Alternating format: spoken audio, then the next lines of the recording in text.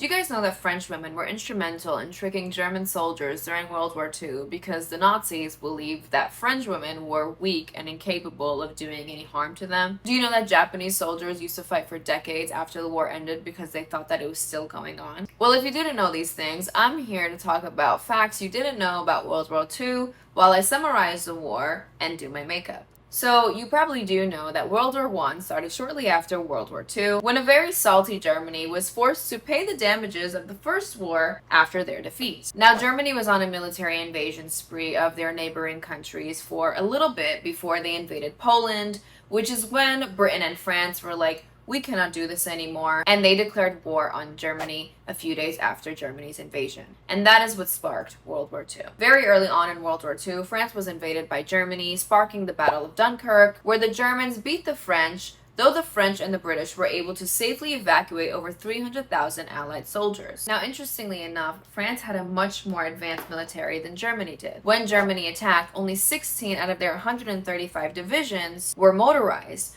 so they were doing a lot of their transportation either on foot or on horse and carriage. Not only that, the French had more weapons than the Germans, with Germany holding over 7,000 artillery pieces while the French were packing over 10,000. And the French also had more tanks. Now, despite this, the French were beat in the Battle of Dunkirk, a very early battle of World War II, and it was actually the British who defeated the Germans in the next major battle, which was known as the Battle of Britain. Now, something that you probably don't know about this war is that French women were actually very instrumental in French resistance. They were tricking these German soldiers because many of them had their guards almost completely down around these French women because they thought that they were absolutely harmless. Now, because of this, French women were able to effectively spy on these German men, secretly transport goods throughout France, along with weapons, sometimes even putting them in their baby carriages. These women even worked with madames at brothels to collect intelligence about German soldiers, with the soldiers knowing nothing about it. Now, despite the fact that French women were effectively tricking these German men and these German men were traveling around France and Europe on horse and carriage, they were still able to facilitate the largest and deadliest operation known as Operation Barbarossa.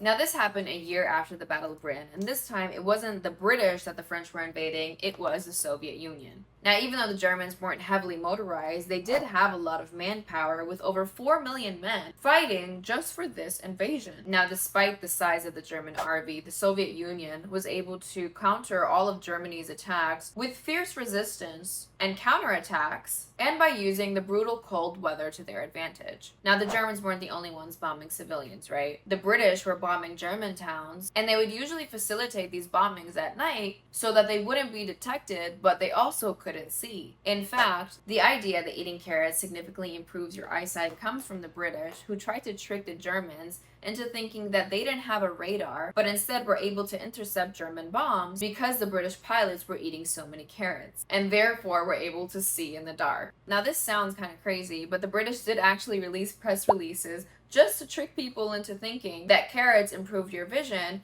and so the British public were fooled, and so was German high command. So because of these press releases that the British released saying that the pilots were able to intercept German bombs because they were able to see better because they were eating so many carrots, the old wives' tale was born that eating carrots makes your vision improve. Now, carrots do actually help with your vision because they contain retinol and vitamin A, but it won't be to the extent that you can see at night. And certainly not to the extent that you can intercept a bomb while flying a plane without the help of technology. Now, since the British were actually limited in their eyesight, they were facilitating bombing campaigns that destroyed a huge portion of German towns just to make sure that they would get their target. These campaigns were known as area bombings, and they killed civilians not just through the bombings, but also through the carbon monoxide and the fires that followed these bombings, killing a large portion of the civilians due to that.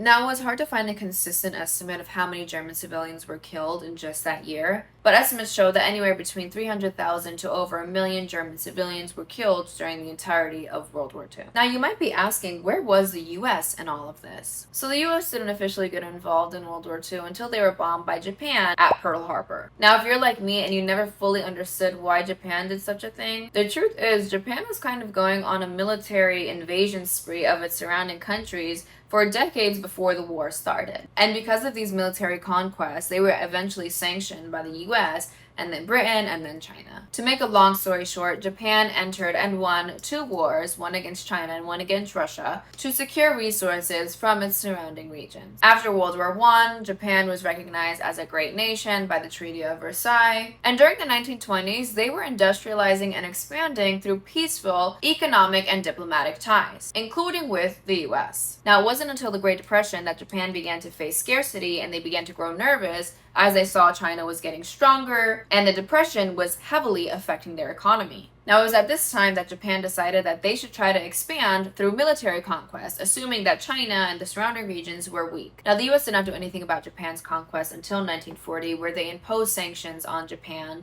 and they limited the amount of supplies that they were exporting to Japan.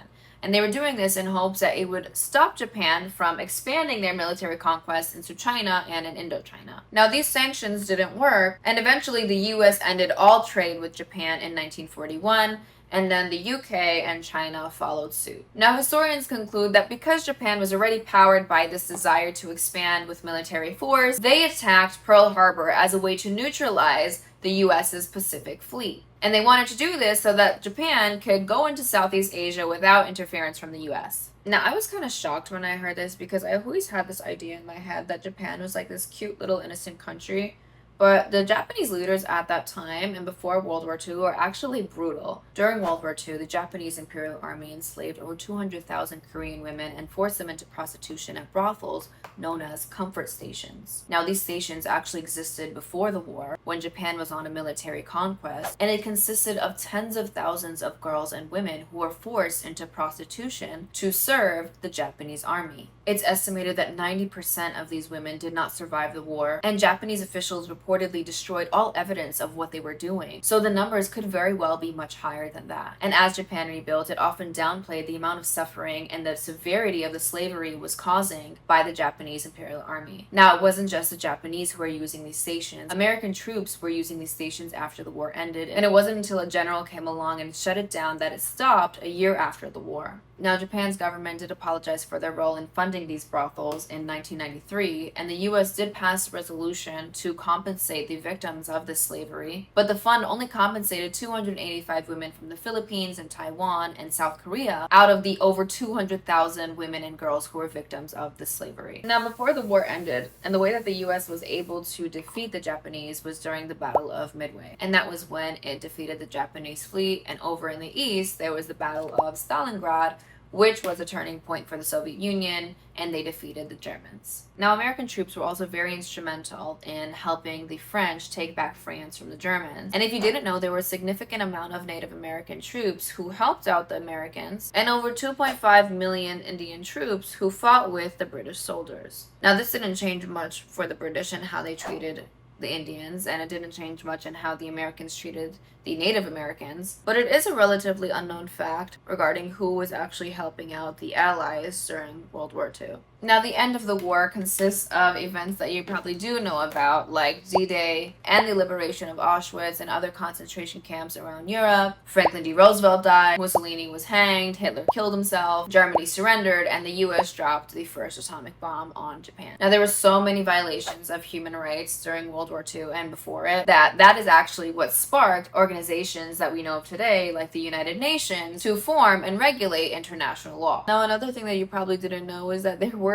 Japanese soldiers who continued to fight World War II even after it ended, like a soldier named Hiro Ananda, who was fighting on a remote island for over 30 years in the Philippines, thinking that the war was still going on. That concludes my makeup and my summary of World War II and things that you didn't know. I'm curious to know if you guys learned anything new and what your thoughts are about the things that happened in World War II. And if you want to read more about anything that I just spoke about, as always, I left all sources in the comments.